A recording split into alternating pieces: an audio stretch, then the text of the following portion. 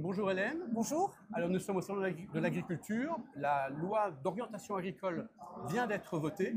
Je pense que le Rassemblement national y a participé.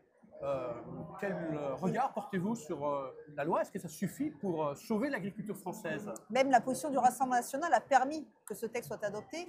Alors le regard que j'en porte, c'est un regard assez critique parce que déjà en première lecture, en mai l'année dernière, j'étais rapporteur pour mon groupe, c'était un texte qui était assez vide, qui reprenait vraiment la définition de la souveraineté alimentaire, mais c'est en fait beaucoup de la littérature, mais qui ne permettait pas de répondre aux vrais problèmes des agriculteurs, à savoir la rémunération, la juste rémunération, les surtranspositions, les problèmes de normes, comment un agriculteur peut faire évoluer en fait son entreprise.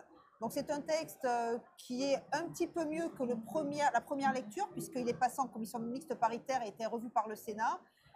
Mais il y a beaucoup de choses qui, à mon sens, n'avanceront pas grand-chose en fait. Et est-ce que la proposition de loi du Sénat justement sur la question de la compétitivité de la France, est-ce que ça apporte des solutions à ces problèmes? La proposition de loi, on va la voir au niveau de l'Assemblée nationale d'ici le mois d'avril. Donc ça va permettre d'avancer, notamment par rapport aux néonicotinoïdes et leur réintroduction. Je pense notamment avec l'acétamipride et la filière noisette qui attend vraiment de manière cruciale à ce que ce texte soit adopté. Parce qu'en l'absence de mesures, c'est toute une filière qui va disparaître.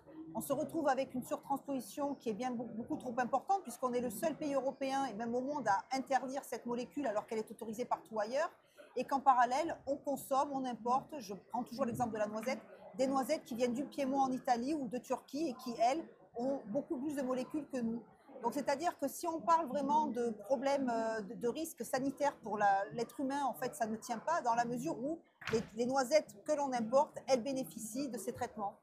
Très bien. Et donc, est-ce que ça veut dire que du côté, lorsqu'il y aura le vote à l'Assemblée nationale, en principe, sur ce projet de loi, il y aura le plein de voix de la part du Rassemblement national? Oui, il y aura plein de voix parce que de toute façon, on ne peut pas continuer à laisser nos filières dans des situations uniques comme celle-ci.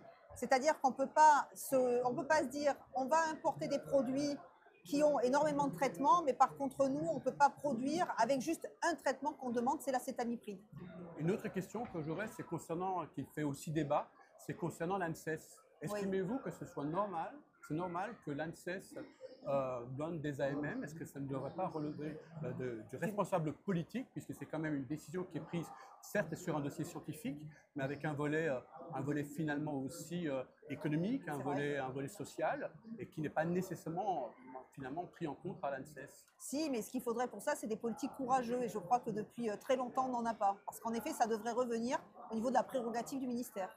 Est-ce que vous voulez ouvrir là-dessus ou pas du tout? On va en parler bien évidemment, mais je pense qu'à l'heure actuelle, avec le gouvernement qu'on a actuellement, ça a peu de chances d'aboutir. Merci beaucoup. Merci à vous.